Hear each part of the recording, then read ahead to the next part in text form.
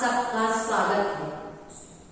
हमारे रविवारीय धर्म शिक्षा के बारे में आज हमारी क्लास में हम पुस्तक 2 प्रभु यीशु में हमारा जीवन के भाग 2 के पहले पाठ अर्थात पाठ 7 जिसका नाम है बपतिस्मा में क्रिस्तीय जीवन की शुरुआत के बारे में हम पढ़ेंगे। आइए हम सबसे पहले पिता परमेश्वर से आशीष मांगे कि हम इस समय पढ़ाए जाने वाले पाठों को अच्छी तरह से समझ सकें। प्रार्थना। हे पिता परमेश्वर, हम सबको आशीष दीजिए कि हमारे मन में आपके बारे में जानने की उत्सुकता हो। अपने पवित्र आत्मा का अनुग्रह हम सबों को प्रदान कीजिए। आमीन। आइए अब हम बपतिस्मा संस्कार के बारे में जानेंगे। जैसे कि आप जानते हैं कि जब हमारे चर्च में किसी भी बालक या बालिका का बपतिस्मा संस्कार होता है तो चर्च में एक उत्साह का माहौल होता है।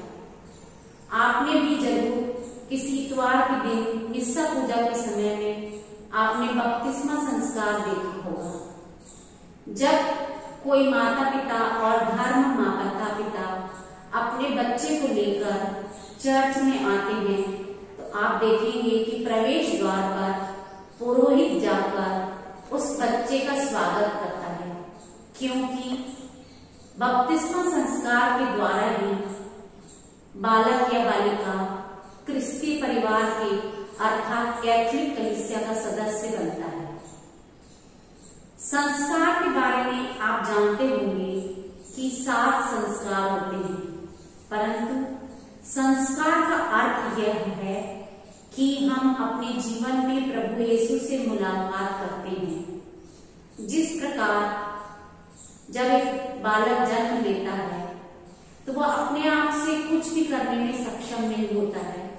उसके माता पिता, उसके गुरुजन, उसके परिवार के लोग और समाज के अन्य लोग उसको अपने जीवन में आगे बढ़ने में सहायता देते हैं। इसी प्रकार हमारे आध्यात्मिक जीवन में हम संस्कारों के द्वारा अपने धर्म शिक्षकों से, अपने माता पिता से, पुरोहित से और अन्य माध्यमों से हम सीखते हैं। और ये संस्कार जो है वो प्रभु यीशु से हमारे जीवन के विभिन्न अवसरों पर मुलाकात का अवसर होता है, जिससे हम क्रिस्तीय जीवन में आगे बढ़ते हैं। जैसे कि आप जानते हो संस्कार 7 होते हैं, परंतु 7 संस्कार को जैसे आप जानते हैं सबसे पहला संस्कार होता है बपतिस्मा संस्कार, फिर पाप स्वीकार संस्कार, पवित्र यूक्रिस्ट, दृढ़करण, विवाह, पुरोहिताई जीवन और रोगी विलेपन संस्कार। तो इन संस्कारों को हम लोग 3 भाग में बांटते हैं। दीक्षा का संस्कार, चंगाई का संस्कार और सामाजिक संस्कार। वास्तव में दीक्षा का अर्थ होता है कि हम किसी भी गुरु के या किसी भी चीज के हम अनुयायी बनते, उसको हम दीक्षा कहते हैं। तो उसमें सबसे पहला संस्कार है बपतिस्मा संस्कार। बपतिस्मा संस्कार बहुत महत्वपूर्ण संस्कार है, क्योंकि हम अपने जीवन में सबसे पहले बपतिस्मा को ग्रहण करते हैं और बपतिस्मा के द्वारा हम पिता, पुत्र और पवित्र आत्मा से हमारी मुलाकात होती है। जिस प्रकार हम सबसे पहले सीखने वाली प्रार्थना हमारे जीवन में हम जानते हैं, पिता, पुत्र और पवित्र आत्मा के नाम पर आमीन। इस प्रकार बपतिस्मा संस्कार में हम पिता, पुत्र और पवित्र आत्मा की आशीष को प्राप्त करते हैं। आइए अब हम बपतिस्मा संस्कार के बारे में पवित्र वचन में देखेंगे कि क्या लिखा हुआ है। पवित्र वचन में जैसे मैंने यहाँ लिखा है बाइबल के वचन, हम 2 वचनों को देख रहे हैं। एक लूकास का सुसमाचार अध्याय 3 वाक्य संख्या 22 और मत्ती 28-19। तो ये जो लूकास का सुसमाचार है इसमें हम बपतिस्मा के बारे में वर्णन पढ़ते हैं कि किस प्रकार यूहन्ना बपतिस्ता के द्वारा प्रभु यीशु को बपतिस्मा दिया गया। आप यूहन्ना बपतिस्ता को जानते होंगे, नहीं तो हम देखेंगे कि माता मरियम को जब गैब्रियल दूत ने प्रभु के जन्म का संदेश दिया तो माता मरियम एलिजाबेथ से मिलने जाती है और एलिजाबेथ माता मरियम का स्वागत करती है।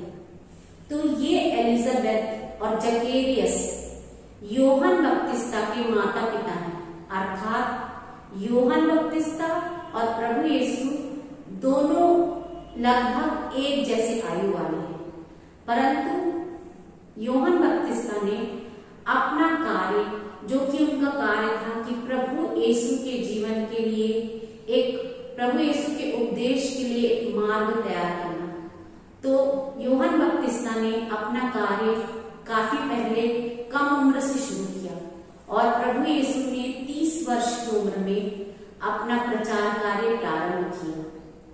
तो प्रभु यीशु यूहन्ना बपतिस्ता के पास जाकर बपतिस्मा संस्कार को ग्रहण करते हैं, जिसके बारे में हम पढ़ते हैं लूकस के अध्याय 3 में। जैसे आप पुस्तक में देखेंगे, प्रभु यीशु ने यूहन्ना से बपतिस्मा ग्रहण किया और जब प्रभु यीशु ने बपतिस्मा ग्रहण किया तब स्वर्ग खुल गया और पवित्र आत्मा उनके ऊपर एक कपोत के रूप में उतरा और स्वर्ग से यह वाणी सुनाई दी, तू मेरा प्रिय पुत्र है, मैं तुझ पर अत्यंत प्रसन्न हूं। इसी प्रकार हम देखते हैं कि अन्य सुसमाचार में भी प्रभु यीशु के बपतिस्मा का वर्णन हम लोग देखते हैं।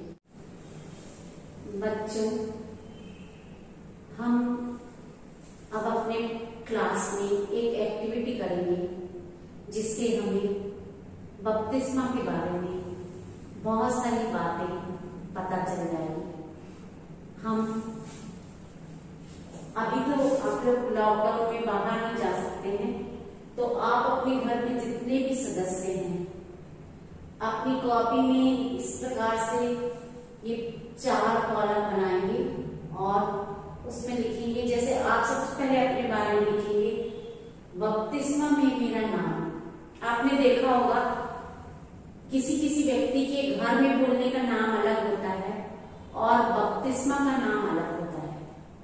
साधारण रूप से जो क्रिस्तीय नाम है या बपतिस्मा का नाम है वो किसी संत के बारे में होता है या संत का नाम होता है, जॉन, मरिया, थॉमस। तो आप, यदि आपका नाम मरिया है तो आप मरिया के बारे में, संत मरिया के बारे में आप जानकारी प्राप्त कीजिए कि माता मरियम किस प्रकार थी। या आपका नाम थॉमस है तो थॉमस कौन था, उसने क्या कार्य किया, आप उनके बारे में पढ़ेंगे तो आपको उनके बारे में विभिन्न जानकारी मिलेगी, ताकि आप जान सकेंगे कि जिनके नाम पर आपका नाम रखा है वो कैसे व्यक्ति है। इसके अलावा आप जानते हो कि जब बपतिस्मा ग्रहण करते हैं हम लोग तब बहुत छोटे होते हैं, आपको मालूम नहीं होगा कि आपके बपतिस्मा संस्कार के समय में कौन कौन लोग थे, आप कहाँ पे चर्च में हुआ। तो आप अपनी डायरी में यहाँ पर बपतिस्मा देने वाले पुरोहित और पन्नी का नाम उसको लिखेंगे। आपके घर में बपतिस्मा का एक सर्टिफिकेट होगा, उससे आप देख सकते हैं। तो ये लिख सकते हैं, अपने धर्म माता पिता का नाम लिख सकते हैं और बपतिस्मा की तारीख। धर्म माता पिता आपसे मिलने के लिए कई बार आते होंगे, तो धर्म माता पिता बपतिस्मा संस्कार में उनकी एक अहम भूमिका है। बपतिस्मा संस्कार के द्वारा हमें माता पिता के विश्वास में प्रभु यीशु के बारे में जानने का अवसर मिलता है। जिस प्रकार हमारे माता पिता हमारा पालन पोषण करते हैं और हमें सब चीज का ज्ञान देते हैं, उसी प्रकार माता पिता के साथ साथ धर्म माता पिता जिसको हम लोग कहते हैं गॉड मदर और गॉड फादर। तो ये भी हमारे क्रिस्तीय जीवन में हमारी सहायता करने के लिए होते हैं। कई बार आप देखोगे आपके रिश्तेदार, आपके माँ मामी, आपके चाचा चाची या अंकल आंटी जो आपके गॉड मदर फादर होते हैं, वो आपके लिए कई बार कुछ गिफ्ट लेके आते हैं, आपसे मिलने आते हैं। तो यदि मान लो आपने अपने माता पिता, धर्म माता पिता से बहुत दिनों से मुलाकात नहीं करी, तो आप उनसे बात कर सकते हैं। आप उनसे पूछ सकते हैं कि जब मैं छोटा था तो मेरे बपतिस्मा संस्कार में क्या हुआ था, मैं कैसा था, क्या मेरे सिर में पानी डालने के समय मैं रोया था, या किस प्रकार से हम लोग ने बपतिस्मा संस्कार संपन्न किया था। अब इस एक्टिविटी में आप अपने दोस्तों को, अपने भाई बहनों को या अन्य लोगों को शामिल कर सकते हैं। और यदि उनका नाम किसी संत पर के नाम पर है तो आप उन संत के जीवन के बारे में पढ़ सकते हैं। आपको जब संतों की जीवनी के बारे में पढ़ेंगे आपको आनंद लगेगा। या अपने माता पिता से पूछिए कि आपने मेरा नाम इस संत पर क्यों रखा। कई बार जिस संत के त्योहार के दिन हमारा जन्मदिन होता है, उसी संत के आधार नाम पर हमारा नाम रख दिया जाता है। तो आप देख सकते हैं, जब आप कलीसिया का कैलेंडर देखेंगे तो उसमें बहुत सारे संत के नाम होते हैं। हो सकता है कि आपके जन्मदिन के पास आसपास में उस संत का त्योहार हो। तो इस प्रकार से अब हम वास्तव में बपतिस्मा संस्कार में क्या क्या होता है उसको देखिए। आप ध्यान करिए कि जब आपने किसी का बपतिस्मा देखा होगा, किसी बच्चे का, तो आपने देखा होगा उसमें बहुत सारी चीजों का उपयोग किया जाता है। जैसे मैंने यहाँ लिखा है, ये वास्तव में बपतिस्मा के चिन्ह हैं। जैसे पवित्र पानी, आपने देखा होगा कि बच्चे के सिर पर पानी डाला जाता है ना, और फिर उसके बाद में हम देखेंगे पवित्र तेल से उस पर विलेपन किया जाता है, और एक मोमबत्ती का उपयोग करते हैं, और एक सफेद वस्त्र दिया जाता है। वास्तव में बपतिस्मा संस्कार के द्वारा मनुष्य के जो आदि पाप है उसका कलंक मिट जाता है। उसके चिन्ह को प्रकट करने के लिए बच्चे के सिर पर पानी डाला जाता है, और पवित्र तेल को लेकर पुरोहित उनको पिता, पुत्र और पवित्र आत्मा के नाम पर बपतिस्मा देता है। और आपने देखा होगा कि उनके माता पिता को एक फादर जलती हुई मोमबत्ती देते हैं और बोलते हैं कि आपके नन्हे मुन्ने क्रिस्त में ज्योतिर्मय हो गए। वास्तव में इसके पीछे बात यह है कि प्रभु यीशु क्रिस्त हमारी ज्योति है, और जब हम बपतिस्मा ग्रहण करते हैं तो उनके शिष्य बनकर हम भी ज्योति बन जाते हैं। और हमें एक वस्त्र दिया जाता है, इस वस्त्र के द्वारा ये कहते हैं कि हम अपने जीवन को पवित्र और निष्कलंक बनाए रखें। इसलिए ये सारे चिन्ह का उपयोग हम लोग बपतिस्मा संस्कार में करते हैं। आप जानते हैं कि हम लोग बहुत छोटे थे, 1 महीना, 2 महीना या साल भर के, तब हमारा बपतिस्मा संस्कार हुआ। पर जब हम बाइबल में पढ़ेंगे तो प्रभु यीशु 30 वर्ष की उम्र के थे जब उन्होंने बपतिस्मा ग्रहण किया। तो ये जो मैंने वचन लिखा है, ये प्रेरित चरित्र के जितने भी वचन लिखे और कुरिन्थियों के नाम पर वचन लिखे, इन सब में आप देखेंगे, जैसे कि मैं पहला वाला पढ़ती हूँ कि प्रारंभिक कलीसिया में प्रभु यीशु के विश्वास में करने वाले लोग बपतिस्मा ग्रहण करते थे। पेंतिकोस्त के दिन पेतरुस का भाषण सुनने के बाद जिन्होंने पेतरुस पे विश्वास किया उन्होंने बपतिस्मा ग्रहण किया, और उस दिन लगभग 3000 लोग शिष्यों में सम्मिलित हो गए। इसके बाद हम लोग देखेंगे दूसरा वाक्य प्रेरित चरित्र 9:18। इसमें हम देखते हैं कि पौलुस को बपतिस्मा दिया जाता है। इसके बाद हम देखेंगे प्रेरित चरित्र 10:48 में कर्नेलियस को बपतिस्मा। तो ये सारे लोगों के बारे में यदि आप पढ़ोगे तो ये बड़े थे, अर्थात वयस्क में इनको पुनरुत्थान के बाद अपने शिष्यों को आदेश दिया था कि सारी दुनिया में सुसमाचार फैलाओ और पिता, पुत्र और पवित्र आत्मा के नाम पर बपतिस्मा दो। तो उस समय में और कम से कम 2 या 3 पीढ़ी तक सब वयस्क लोगों को बपतिस्मा दिया जाता था, परंतु बाद में जैसे कि अभी हम लोग देखते हैं छोटे बच्चे को बपतिस्मा संस्कार दिया जाता है, क्योंकि जैसे मैंने शुरू में बताया प्रभु यीशु हमारे जीवन का पोषण करते हैं।